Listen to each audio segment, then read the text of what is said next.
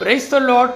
கர்த்தரும் உலக இரட்சகரும் ஆகிய ஆண்டவர் ஆகிய இயேசு கிறிஸ்துவின் இனிதான நாமத்தினாலே உங்கள் யாவரையும் அன்போடு வாழ்த்துகிறேன். ஒரு புதிய நாளை தேவன் நம்முடைய வாழ்க்கையிலே கிருபையாய் கொடுத்திருக்கிறார். ஒவ்வொரு நாட்களையும் அவர் நமக்கு ஆசீர்வாதமாக கொடுத்து அவருடைய கிருபையினாலே நம்மை தாங்குகிற தேவனாகவும் நடத்துகிற தேவனாகவும் காணப்படுகிறார். நிச்சயமாய் இந்த நாளையும் அவர் நமக்கு ஆசீர்வாதமாய் மாற்றி கொடுப்பார். இந்த நாளுக்குரிய தேவனுடைய வார்த்தையை உங்களுக்காய் நான் வாசிக்கிறேன்.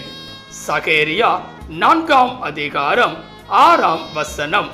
சகேரியா 4ஆம் அதிகாரம் 6ஆம் வசனம். பலத்தினாலும் அல்ல, பராக்கிரமத்தினாலும் அல்ல, என்னுடைய ஆவியினாலேயே ஆகும்.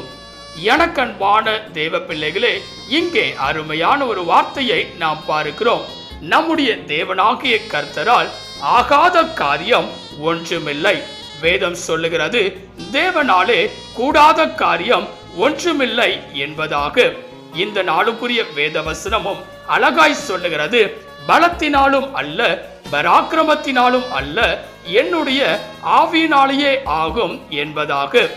இந்த உலகத்தில் வாழ்கிற ஒவ்வொரு மனிதர்களுடைய வாழ்க்கையிலும் பலவிதமான பிரச்சனைகள் காணப்படலாம், பலவிதமான போராட்டங்கள் காணப்படலாம், பலவிதமான சூழ்நிலைகள் அவர்களுக்கு சாதகமற்றதாக, அவர்களுக்கு விரோதமாக காணப்படலாம்.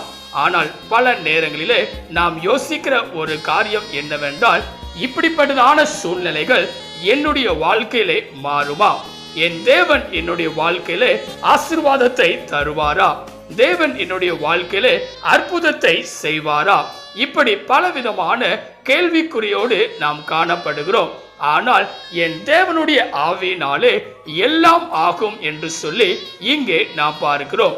இந்த காலவேளையிலே ஒருவேளை நீங்களும் கூட நம்பிக்கையை இழந்தவர்களாக, விசுவாசத்தை தொலைத்தவர்களாக காணப்படலாம்.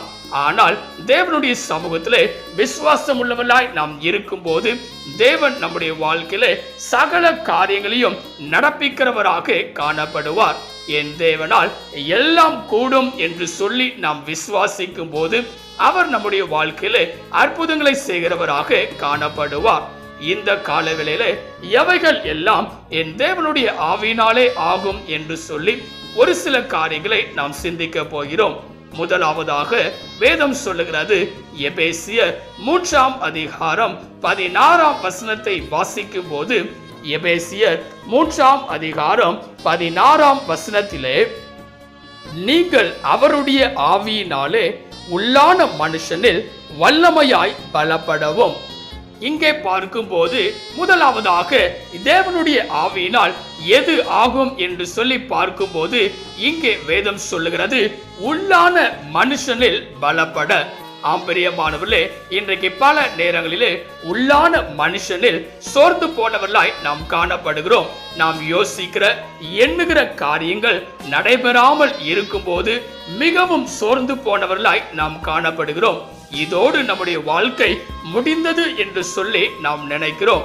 அப்படிப்பட்ட சூழ்நிலைகளிலே உள்ளான மனுஷனில் பலப்படுவதற்கு என் தேவனுடைய ஆவியானவர் நம்மிடத்தில் செயல்படுகிறார்.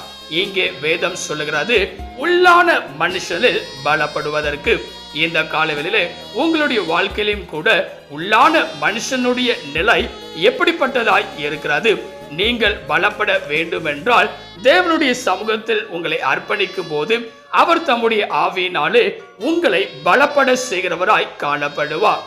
இரண்டாவதாக அவருடைய ஆவியினாலே நடைபெறுகிற காரியம் என்ன என்று சொல்லி பார்க்கும்போது வேதம் சொல்லுகிறது, ரோமர் 8ஆம் அதிகாரம் 14ஆம் வசனத்தை வாசிக்கும் போது, ரோமர் 8ஆம் அதிகாரம் 14ஆம் வசனத்திலே, மேலும் எவர்கள் தேவனுடைய ஆவியினாலே நடத்தப்படுகிறார்களோ அவர்கள் தேவனுடைய புத்திரராய் இருக்கிறார்கள். இங்கே பார்க்கும்போது இரண்டாவதாக வேதம் சொல்லுகிறது, தேவனுடைய ஆவியினாலே நடத்தப்படுகிறவர்களாய் நாம் காணப்படுவோம் என்பதாக. ஆம்பரியமானவர்களே, அப்பொழுதுதான் தேவனுடைய புத்திரர் என்று சொல்லியும் நாம் காணப்படுகிறோம். இந்த காலங்களிலே பல நேரங்களிலே நம்முடைய சுய எண்ணங்களின் மூலமாய் நடந்து கொள்ளுகிறோம், சுய திறமைகளினால் நடந்து கொள்ளுகிறோம். ஆனால் பல நேரங்களிலே தோல்விகள் மட்டுமே கிட்டுகிறது. ஆனால் வேதம் சொல்லுகிறது, எவர்கள் தேவனுடைய ஆவியினாலே நடத்தப்படுகிறார்களோ அவர்கள் தேவனுடைய புத்திரராய் இருக்கிறார்கள் என்பதாக. இந்த காலவெளியிலே தேவனுடைய ஆவியானவர் நம்மை நடத்துகிறவராக காணப்படுகிறார். நம்மை தேவனுடைய சமூகத்தில் அர்ப்பணிக்கும் போது அவரே நம்முடைய வாழ்க்கையிலே ஆலோசனை கர்த்தர் என்று சொல்லி நாம் விசுவாசிக்கும் போது அவர் நம்மை நடத்துகிற தேவனாக காணப்படுவார். இரண்டாவதாக, அவருடைய ஆவியினாலே நாம் நடத்தப்படுகிறோம். மூன்றாவதாக, அவருடைய ஆவியினால் நடைபெறுகிற காரியம் என்ன என்று சொல்லி பார்க்கும்போது வேதம் சொல்லுகிறது, 1 யோவான் 3ஆம் அதிகாரம் 24ஆம் வசனத்தை வாசிக்கும் போது, 1 யோவான் 3ஆம் அதிகாரம் 24ஆம் வசனத்திலே, அவருடைய கட்டளைகளை கை கொள்ளுகிறவன் அவரில் நிலைத்திருக்கிறான், அவரும் அவனில் நிலைத்திருக்கிறார். அவர் நம்மில் நிலைத்திருக்கிறதை அவர் நமக்கு தந்தருளின ஆவியினாலே அறிந்திருக்கிறோம். இங்கே பார்க்கும் போது மூன்றாவதாக, தேவன் நம்மில் நிலைத்திருக்கிறதை அவருடைய ஆவியினாலே அறிந்து கொள்ள முடியும். ஆம் பிரியமானவர்களே, இன்றைக்கு தேவன் நம்மில் நிலைத்திருக்கிறாராம், அதற்கு நாமும் அவரில் நிலைத்திருக்கிறவர்களாய் இருக்க வேண்டும். இன்றைக்கு நம்முடைய வாழ்க்கையானது எப்படிப்பட்டதாய் இருக்கிறது என்று சொல்லி சிந்தித்து பார்க்க வேண்டும்.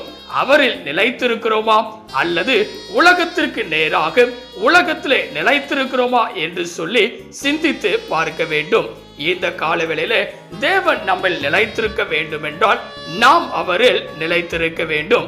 அவரில் நிலைத்திருக்கிறதை அவருடைய ஆவியினாலே அறிந்து கொள்ள முடியும். நான்காவதாக, அவருடைய ஆவியினாலே நடைபெறுகிற காரியம் என்ன என்று சொல்லி பார்க்கும் போது வேதம் சொல்லுகிறது, ரோமர் 8ஆம் அதிகாரம் 11ஆம் வசனத்தை வாசிக்கும் போது, ரோமர் 8ஆம் அதிகாரம் 11ஆம் வசனத்திலே, அன்றியும் இயேசுவை மரித்தோரிலிருந்து எழுப்பினவருடைய ஆவி உங்களில் வாசமாய் இருந்தால், கிறிஸ்துவை மரித்தோரிலிருந்து எழுப்பினவர் உங்களில் வாசமாய் இருக்கிற தம்முடைய ஆவியினாலே சாவுக்கேதுவான உங்கள் சரீரங்களையும் உயிர்ப்பிப்பார். இங்கே பார்க்கும் போது நான்காவதாக, அவருடைய ஆவியினாலே நம்மை உயிர்ப்பிக்கிறவராக காணப்படுகிறார். ஆம் பிரியமானவர்களே, பல நேரங்களிலே சோர்ந்து போனவர்களாய் நாம் காணப்படுகிறோம், பல நேரங்களிலே பலனற்றவர்களாய் நாம் காணப்படுகிறோம். என்னை உயிர்ப்பிப்பதற்கு யாருமில்லையே என்று சொல்லி தவிப்பவர்களாய் நாம் காணப்படுகிறோம். ஆனால் இங்கே வேதம் சொல்லுகிறது, அவருடைய ஆவியினாலே சாவுக்கேதுவான நம்முடைய சரீரங்களை உயிர்ப்பிக்கிறார் என்பதாக. இந்த காலவேளையிலே இதை கேட்டுக்கொண்டிருக்கிற எனக்கு அன்பான தேவ பிள்ளைகளே, நம்முடைய தேவனாகிய கர்த்தர் எப்படிப்பட்டவராய் இருக்கிறார் என்று சொல்லி இந்த நாளிலே இங்கே நாம் பார்க்கிறோம். அவராலே செய்ய முடியாத காரியம் ஒன்றுமில்லை என்பதை இங்கே நாம் பார்க்க முடிகிறது. பலத்தினாலும் அல்ல, பராக்கிரமத்தினாலும் அல்ல, அவருடைய ஆவியினாலே எல்லாம் ஆகிறது. எது எல்லாம் அவருடைய ஆவியினாலே ஆகிறது என்று சொல்லி 4 விதமான காரியங்களை இந்த நாளிலே நாம் சிந்தித்திருக்கிறோம். முதலாவதாக, உள்ளான மனுஷனிலே அவருடைய ஆவியினாலே பலப்படுகிறோம். இரண்டாவதாக, அவருடைய ஆவியினாலே நாம் நடத்தப்படுகிறோம். மூன்றாவதாக, அவருடைய ஆவியினாலே அவர் நம்மில் நிலைத்திருக்கிற அறிந்து கொள்ளுகிறோம். நான்காவதாக, அவருடைய ஆவியினாலே நாம் உயிர்ப்பிக்கப்படுகிறோம். இந்த காலவெளியிலே இவைகள் எல்லாம் நம்முடைய வாழ்க்கையிலே நடந்திட வேண்டும் என்றால் தேவனுடைய சமூகத்திலே நம்மை முற்றிலுமாய் அர்ப்பணிக்க வேண்டும். அவரை உண்மையாய் விசுவாசிப்பவர்களாய் இருக்க வேண்டும். தேவனுடைய கரத்திலே உங்களை அர்ப்பணிப்பீர்களா? ஜெபிக்கலாம். கிருபையும் இரக்கமும் நிறைந்த எங்கள் அன்பின் பிதாவே, இந்த ஆசீர்வதிக்கப்பட்டதான நல்ல காலை வேளைக்காய் நன்றியோடு உம்மை துதிக்கிறோம், உம்மை ஸ்தோத்தரிக்கிறோம். நீர் கொடுத்த அற்புதமான உம்முடைய வார்த்தைக்காய் நன்றி செலுத்துகிறோம். பலத்தினாலும் அல்ல, பராக்கிரமத்தினாலும் அல்ல, உம்முடைய ஆவியினாலே எல்லாம் ஆகும் என்று சொல்லி இந்த நாளிலே நாங்கள் சிந்தித்திருக்கிறோம். இந்த காலவேளையிலே இதை கேட்டுக்கொண்டிருக்கிற, இதை பார்த்து கொண்டிருக்கிற ஒவ்வொரு பிள்ளைகளுடைய வாழ்க்கையிலும் நடைபெறாத காரியங்கள் நடைபெறவும், யோசிக்க முடியாத காரியங்கள் நடைபெறவும், முடியாது என்று இருக்கிற காரியங்கள் நடைபெறவும் என் தேவன் உம்மாலே ஆகும் என்று சொல்லி உம்முடைய பிள்ளைகளுடைய வாழ்க்கையில அற்புதங்களை செய்யும்படியாய் நாங்கள் ஜெபிக்கிறோம். நீரே பெரிய காரியங்களை செய்வீராக, நீர் மாத்திரம் மகிமைப்படுவீராக. இயேசுவின் நாமத்தில் ஜெபிக்கிறோம் எங்கள் ஜீவனுள்ள நல்ல பிதாவே, ஆமென். கர்த்தர் தாமே இந்த வார்த்தையின் மூலமாய் உங்களை ஆசீர்வதித்து உங்கள் வாழ்க்கையிலே எதெல்லாம் முடியாது என்று சொல்லி நீங்கள் நினைக்கிறீர்களோ அதையெல்லாம் முடிய பண்ணுகிற தேவனாக, அவருடைய ஆவியினாலே எல்லாவற்றையும் செய்கிற தேவனாக அவர் காணப்படுவாராக. ஆமென். God bless you.